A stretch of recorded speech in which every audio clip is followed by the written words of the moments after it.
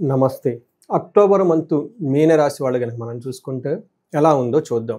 మీనరాశి వాళ్ళకి ఓవరాల్‌గా ఈ సంవత్సరం అంతా అంత అనుకూలంగా లేదు. దానికి కారణం వీళ్ళకి ఏలినాటి శని రెండో ఫేజ్‌లో ఉండటంతో ఒక ప్రాబ్లమ్. రెండోది మేజర్ గ్రహాలు ఏవైతే ఉన్నాయో శని కానివ్వండి, తర్వాత రాహుకేతువులు కానివ్వండి, గురువు కానీ అంతా ప్రతికూలంగా ఉన్నాయి ఈ గ్రహాలన్నీ.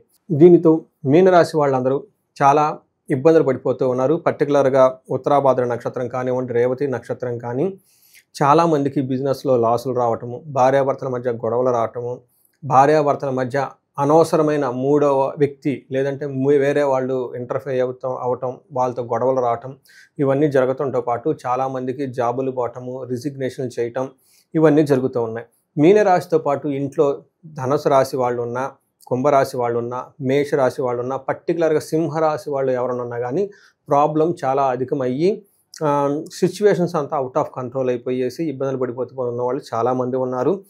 భార్యాభర్తల మధ్య చాలామంది సపరేషన్స్ అవుతూ ఉన్నారు. బిజినెస్ చేసేవాళ్ళు బిజినెస్‌లు క్లోజ్ చేసుకుంటూ ఇబ్బంది పడిపోతూ ఉన్నవాళ్ళు చాలామంది ఉన్నారు. చాలా ఎక్స్ట్రీమ్‌గా కండిషన్స్ ఉన్నాయి. అయితే వీళ్ళందరికీ ఒక శుభవార్త ఏంటంటేనండి, మన శాస్త్రాలు వీటికి సంబంధించిన రెమెడీస్ చాలా ఉన్నాయండి. అవి చాలామందికి తెలవక చేసుకోలేరు. శని యొక్క పెట్టే బాధల నుంచి ఇబ్బందులు పడిపోతూ ఉంటారు. కొన్ని స్తోత్రాలు, కొన్ని మంత్రాలు మీరు జపం చేయాలి. కొన్ని మీరు చేయలేరు. ఇవి వేద మంత్రాలు, దానికి పెద్ద ప్రొసీజర్ కావాలి. ఇవన్నీ గనక చేసుకుంటూ ఉంటే ఈ యొక్క శని పెట్టే బాధల నుంచి 70% వరకు వాటి యొక్క తీవ్రతను మీరు తగ్గించుకొని హ్యాపీగా ఉండొచ్చు. ఈ యొక్క మాసం మీరు చూసుకుంటే అక్టోబర్ మంత్ గనక మీరు చూసుకుంటే మీనరాశి వారికి ఇంకా చాలా ప్రాబ్లమాటిక్గా ఎక్కువగా ఉంది. చాలా ప్రాబ్లమాటిక్గా ఉందని మీరు గమనించుకోవాలి. జాబులు పోయే అవకాశం ఎక్కువగా ఉంటుంది. ధన ప్రవాహం అయితే అసలు రాదు. చాలా కష్టమైన టైం అనే పరిస్థితుల్లో మీరున్నారు. కానీ మీకు ఒక లక్, అదృష్టం ఏమంటే అక్టోబర్ మాసంలో 2 ముఖ్యమైన పండుగలు కూడా ఉన్నాయి. చక్కగా దసరా, దీపావళి ఎంతో ఆధ్యాత్మికంగా జరుపుకోండి.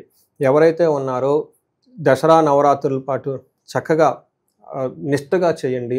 తర్వాత దసరా నుంచి దీపావళి మధ్యలో ఉన్న రోజులు కూడా చక్కగా నిష్టగా చేయండి. దీపావళి ధనత్రయోదశిని బాగా భక్తిగా ఆధ్యాత్మికంగా జరుపుకోండి. ఈ రోజుల్లో మీరు అమ్మవారికి సంబంధించిన, లక్ష్మీదేవికి సంబంధించిన పూజలు చేసిన, స్తోత్రాలు పఠించిన, అంతేకాకుండా కుబేర పాశుపతం చేయించుకున్న, మహాలక్ష్మి విశేష హోమం చేయించుకున్న, స్వర్ణలక్ష్మి విశేష హోమం చేసుకున్న, మీకు ఏదైతే ఇబ్బంది ధన ప్రవాహంగా ఉన్నారో ఆ ప్రాబ్లమ్స్ అన్నీ పోయేసి ధన ప్రవాహం రావటం స్టార్ట్ అవుతుంది. శని యొక్క బాధలు కూడా చాలా వరకు తగ్గించుకునే పరిహారాలు ఉన్నాయి.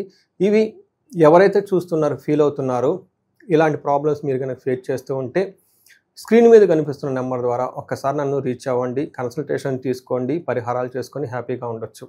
నెక్స్ట్ మీనరాశి వాళ్ళు కనుక చూసుకుంటే ఈ అక్టోబర్ మాసంలో 3 గ్రహాలు మారుతూ ఉన్నాయండి. 3 గ్రహాలు, ఈ 3 గ్రహాలు కూడా వీళ్ళకి ప్రతికూలంగా ఉన్నాయని మనకు చెప్పవచ్చు. ఒకటి, మనకి సంస్కృతంలో మహర్షులు ఏం చెప్తారంటే ఈ రాశి వాళ్ళకి ఈ ప్రస్తుతం ఉన్న కండిషన్లో ఎలా ఉండబోతుందంటే పీడా మృతిం పుత్ర లాభం యువత జని బాధ అని చెప్తారు. అంటే ఈ టైంలో సూర్యుడు 8th హౌస్లో ఉండటంతో ఏదో ఒక విధంగా బాధపడుతూ ఉంటారు శారీరకంగా, మానసికంగా. 8th హౌస్లో అగైన్ కుజుడు ఉండటంతో డేంజరస్ టు లైఫ్ మృత్యం అని చెప్తూ ఉంటారు.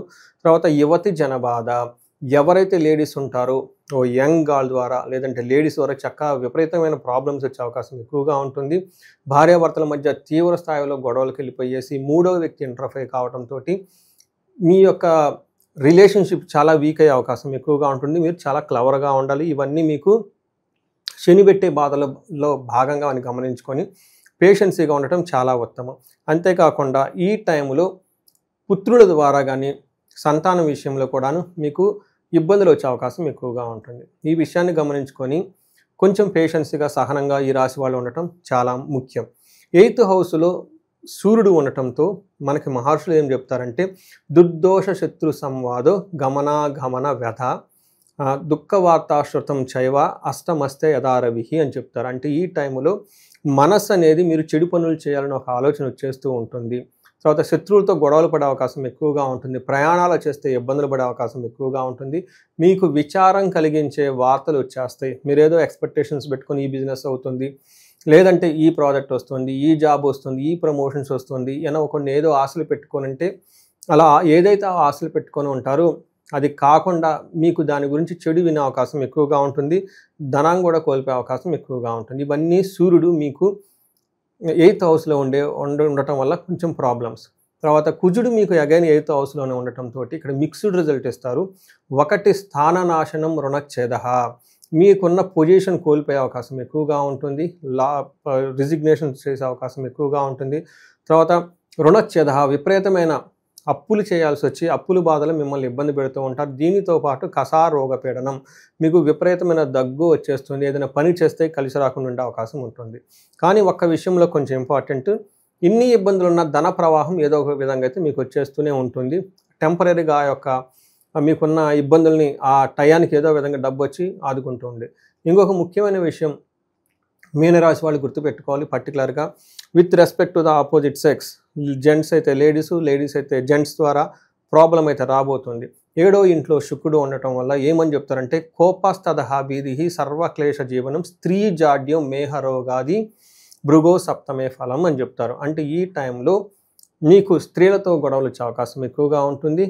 లేడీస్ అయితే జెంట్స్తో గొడవలు వచ్చే అవకాశం ఎక్కువగా ఉంటుంది. ఎప్పుడు ఏదో మానసికంగా దిగులుతో ఉంటారు, భయంగా ఉండి ఎక్కువ ఉంటుంది, విపరీతంగా కోప్పడే అవకాశం ఎక్కువగా ఉంటుంది. అయితే ప్రేమికులు మాత్రం లవ్ బర్డ్స్ ఎవరైనా ఉంటారో వాళ్ళకి లవ్ రొమాన్స్ కొన్ని విషయాల్లో మాత్రం చాలా అనుకూలంగా ఉందని మీరు గమనించుకోవచ్చు. అయితే భార్యాభర్తల విషయంలో ఆ లవ్ వచ్చేసి ఇబ్బంది పడకూడదు, అది చాలా ప్రాబ్లం మీకు క్రియేట్ చేస్తుంది. ఆల్మోస్ట్ మీకు విడిపోయేదాకా అవకాశం కూడా ఉంటుందని గమనించుకోవాలి. నెక్స్ట్ పూర్వభాద్ర, ఈ నక్షత్రంలో ఈ రాశిలో జన్మించిన నక్షత్రాలు కనుక చూసుకుంటే పూర్వభాద్ర, ఉత్తరాభాద్ర, రేవతి 3 నక్షత్రాలు ఉంటాయి.